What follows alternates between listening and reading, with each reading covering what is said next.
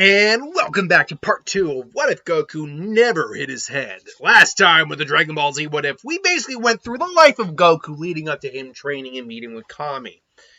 Now, there is something that got brought up in the comments that I actually should address, because it is something I overlooked, and I had to really debate with myself if I had to just restart the What If, because I'm like, that is a significant thing I forgot, is that because Goku didn't hit his head, and this gets addressed a little bit most recently in the Dragon Ball Super manga when Goku's fighting Gas, is that Goku lost his memory because he hit his head. If he didn't hit his head, he should, in theory, still have memories of Planet Vegeta, of his parents, of basically everything that his life kind of was to some degree prior to that, which would mean that he is fully aware of them being a Saiyan, and he should, in theory, have some desire to want to bring them back or something like that.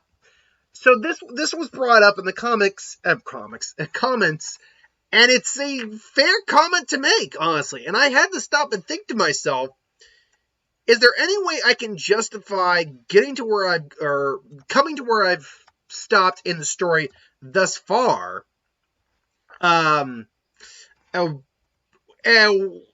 still being able to justify why Goku hasn't really done a whole lot. And I thought on it, and I'm getting something up right now so I can double check something, but and I thought on it, and I'm like, yes, actually, I can find a way to not Dragon's Balls, but Dragon Ball. Okay. There we go. I want the Earth Dragon Balls wiki right there. Moving on. And that comes down to this. While Goku most certainly would still have memories of his home, all that, Planet Vegeta, he has no knowledge. He honestly probably doesn't even have knowledge of who Vegeta and King Vegeta probably really were, because Goku was only like 2. Goku couldn't even form actual words at the point when he was sent to Earth. So he was very young. Now, that doesn't mean he wouldn't have memories, but they'd probably be very base memories. And so, while he would still remember his home to some degree, he would probably accept Gohan, Grandpa Gohan, as basically his adopted parent. And as time would go on, he would most likely, those would be very base memories. He could probably still have them, and he'd probably still always know that he is a Saiyan, but he would not be very well versed with his Saiyan heritage. He would be a Saiyan, but a Saiyan that is an adopted Earthling. There's also the issue of this, and I had to get this up. The limitations of Shenron powers are tied directly to the powers and abilities of Creator Kami and later Dende. Amongst the rules that have been observed to restrict wishes granted by Shenron are that he cannot revive a person that has been revived once before. We've already established that kind of has been thrown out the window now, thanks to Kami, or Dende. He cannot revive a person that has died more than one Earth year ago. That is a big thing here. There's no way Goku can use the Earth Dragon Balls to bring back someone, to bring back anyone. Maybe he could restore Planet Vegeta, sure, but he couldn't bring back anyone who has died on Planet Vegeta because they're long since dead. Just so we're clear, also, you cannot kill a person whose power exceeds that of Creator. Grant the precise same wish twice. Revive a person who has died of natural causes, including disease and old age. Create true love or force a person to fall in love. Make a person substantially stronger than their current limits. That's another reason why that's never been, used. Transform biotechnological type android back into an ordinary human being. Granted, they're a cyborg, but whatever. So that's the reason why Goku was not trying to revive them all. He just can't do it, even if the idea came to him. But B, and more importantly, he was so young that even though he would have memories, I don't think after about 10 years on Earth that those memories would be still right in the center of his mind. I need to go, I'm a Saiyan and all that. No, it's that he knows he's not human, and he's also he's also aware of his ship. Fortunately, although And I think even Grandpa Gohan figured that out a while back, and it's like, oh, you're not human, and then he got unfortunately squished by a giant ape. Um, and Goku even knows where his ship is. He probably found it and brought it back after a while, and probably learned as much as he could about his home from there. But unfortunately, it's just a ship only has so much information in there. We assume we don't even know if there was like a recording. We know there is a image to create a false moon. Maybe he did pick up some things. We'll address that a little bit later or pretty soon, because now he's made it all the way to Kami's. And, he meets Popo and everything's fine, but then he sees Kami and he immediately attacks Kami and immediately gets bitch slapped there. I'm like, he gets smacked down by Kami. And then Popo calms him down enough to tell him that, no, this is Kami. And, Goku's like, you're Kami? It's like, and yes, and you're the Saiyan who has been causing so much problems. And you're the one who's been searching for the Dragon Balls and the one who defeated my other half. Your other half? And obviously the story King Piccolo is told what he did. And Goku is like, what? I mean, that's really interesting. That's fair. Interesting to say the least, coming from someone who also isn't human. And Goku's not flinching at that. It's like, yeah, I'm not sure exactly what. All I know is I'm a Saiyan, and I came from a planet that's no longer around anymore. I tried to learn some stuff long ago, but I just didn't really know how to figure it out. How did you try? It's like, oh, I still have the ship I came in. Interesting. Popo, retrieve a Goku ship. If you want to train with us, we need to know as much about you as possible. And so, Popo goes retrieve his ship. And I think through the use of Dragon Balls, because they're able to revive a dragon, or through just, wisdom and, wisdom of ages, because he's over like 300 years old, Kami. They are able to interpret more language and kind of like maybe see like a record history of maybe what happened with Planet Vegeta at some point.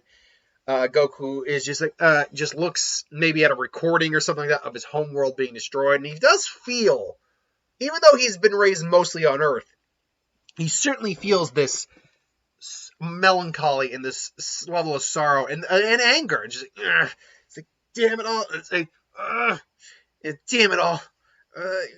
They took everything. They took everything from me. Everything from my home, my family. Then Goku actually is able to calm down. It's like, and now I don't even have Grandpa Gohan anymore. It's not only that, King Piccolo still lives. It's like, what? And he explains how he launched the egg out, and I think he also does explain that because I am here, King Piccolo is still alive. Damn it all! Then I get another shot at him, right? You may, but you'll spend the time here training with us. And so Goku spends those years training with Kami. Now, somebody asks, well, Goku could last longer in the hyperbolic time chamber, right? That really wasn't about Goku's physicality. That was about Goku's mentality. And Goku is a lot more. He's a lot easier to frazzle in this version, so I don't think he'd be able to last any more effectively in a hyperbolic time chamber the first time around than he did in the original. And this is due to the fact that he's stronger, but he's also just mentally like, not mentally, I'm sure someone's going to comment on that one. He's mentally, no, he's just not as mentally sound.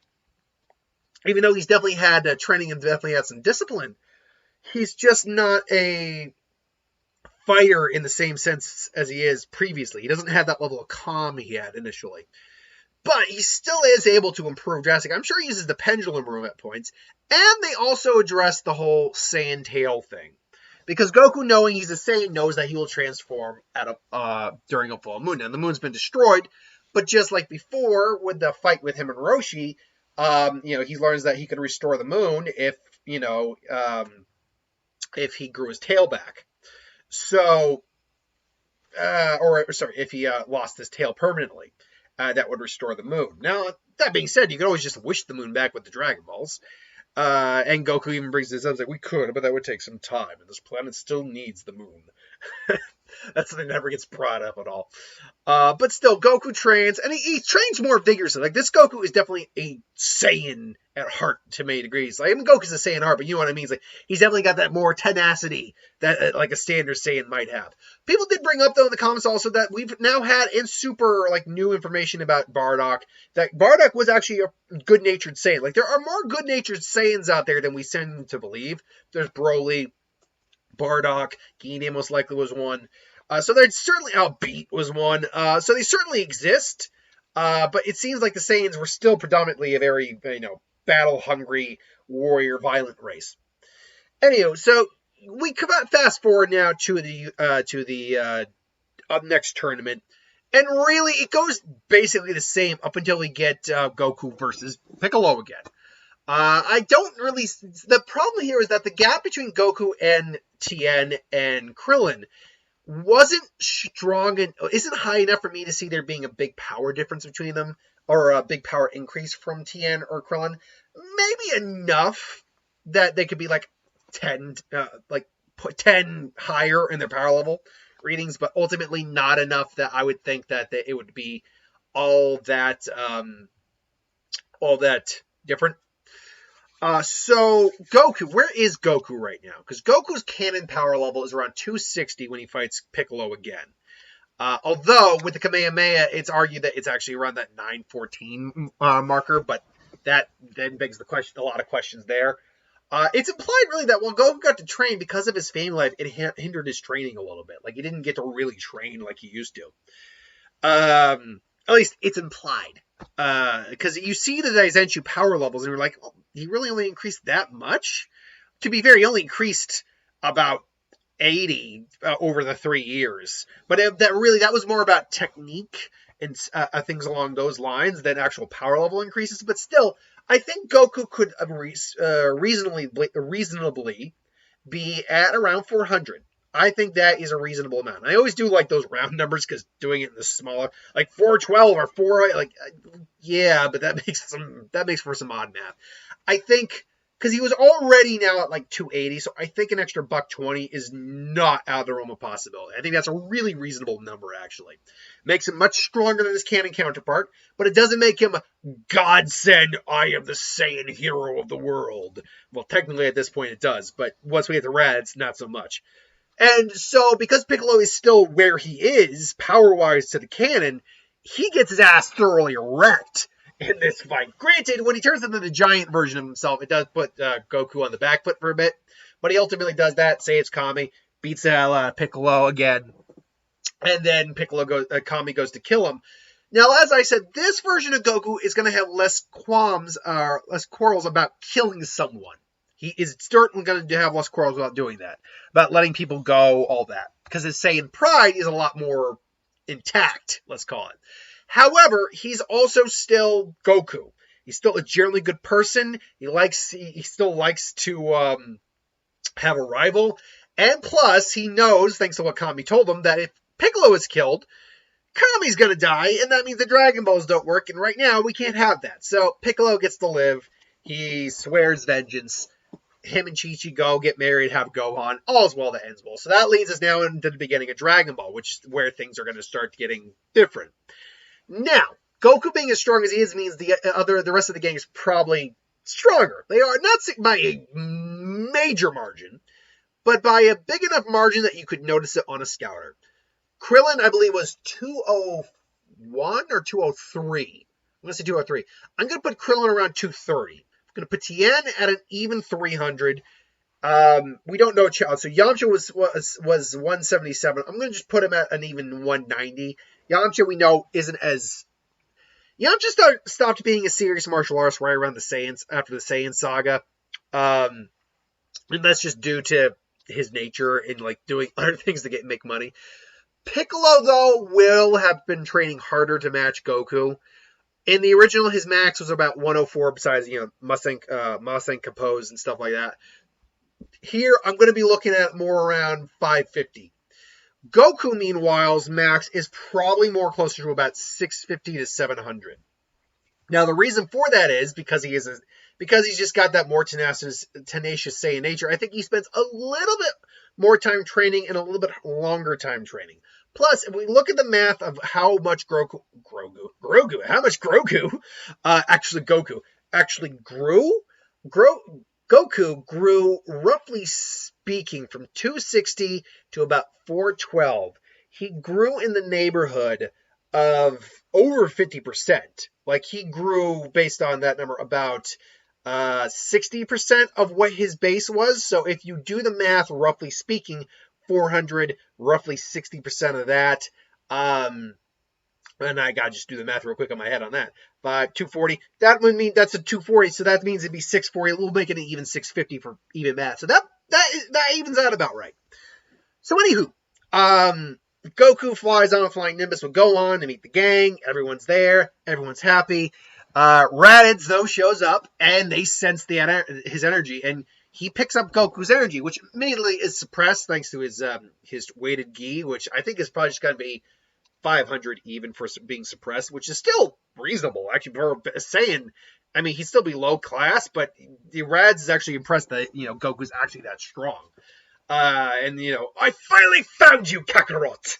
And it's like, what? Who are you? It's like, on your well, no. Let me rephrase that. That's the normal response. I gotta remember he remembers things. But that's actually a good question. Does he know about Raditz? I don't think this is like a Clark Kent situation. A Clark Kent situation where they sent where Jor-El and Lara actually sent a message for him. I don't think that's the case.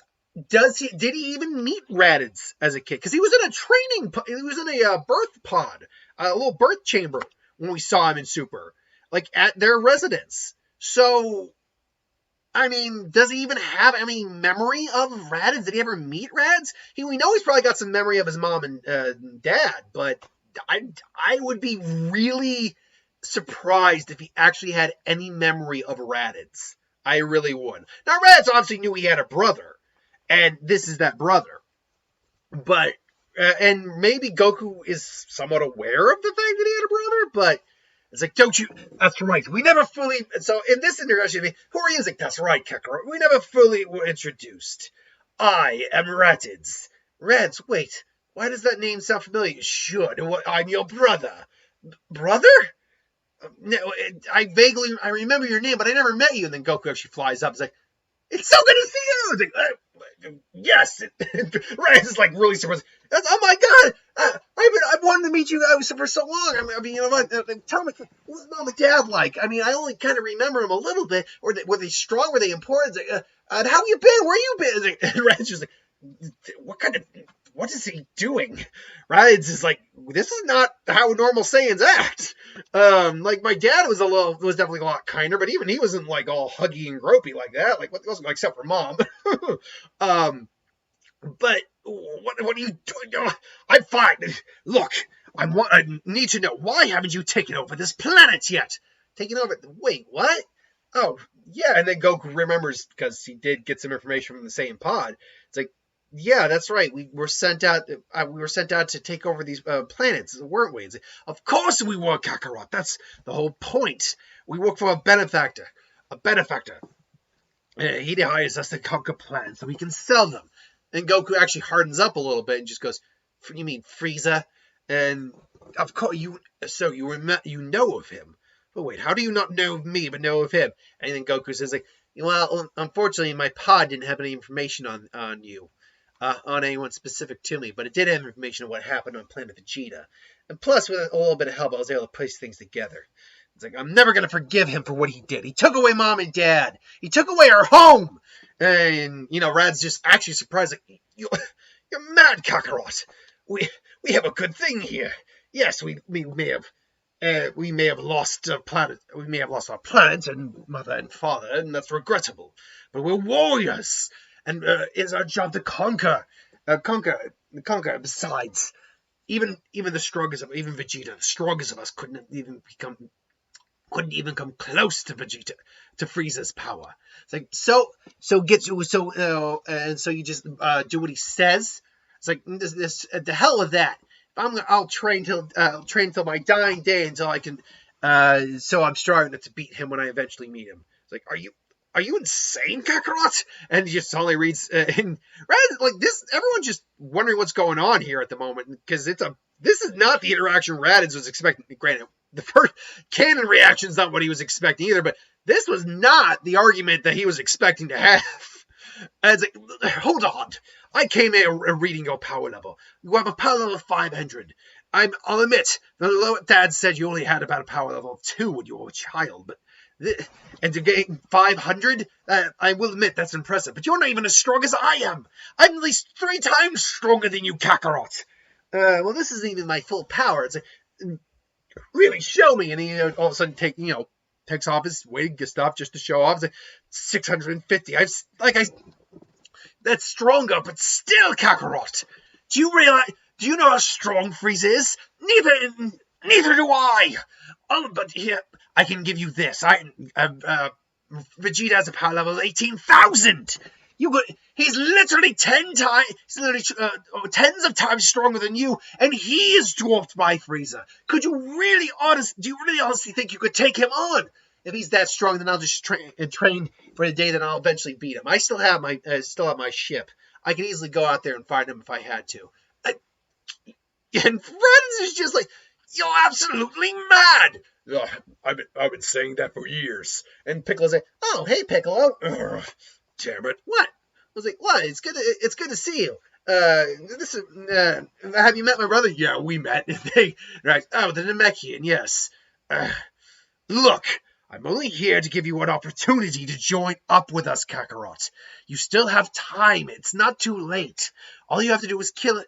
All you have to do is come back. I'm sure they'll accept you with open arms. You're not as strong as even though you're not as strong as a normal foot soldier, you could still transform. And then he knows that you've lost your tail too. You've lost the basis of your power.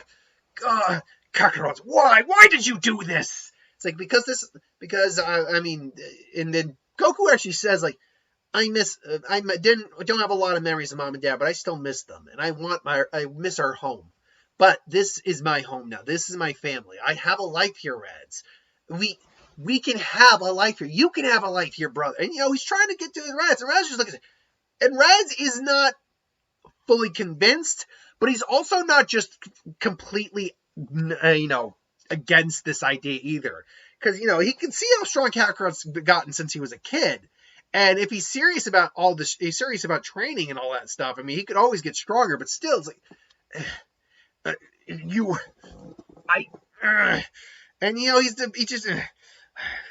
want to prove to me you can defeat him. Then defeating me in battle, Kakarot.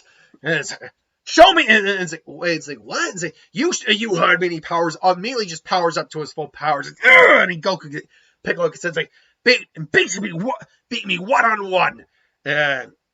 If you can do that, maybe I'll consider what you're saying. But I need to be proven this, Kakarot. You know how long I've spent under the boot heel of that tyrant, under the boot heel of Vegeta.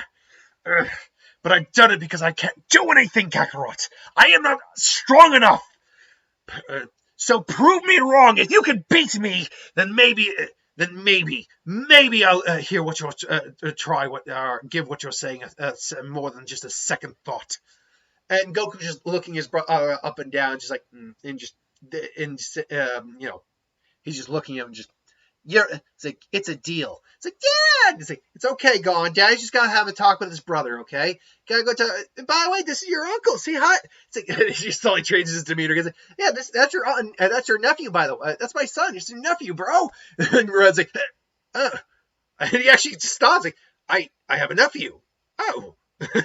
And he's like, well, aren't you and you still have the tail? And he's actually kind of like, because remember, Raditz came off very evil. It's like, I'm your uncle, and but here it's like, Goku's kind of like really laying in the family aspect and the fact that we can take revenge, we can get back at this bastard.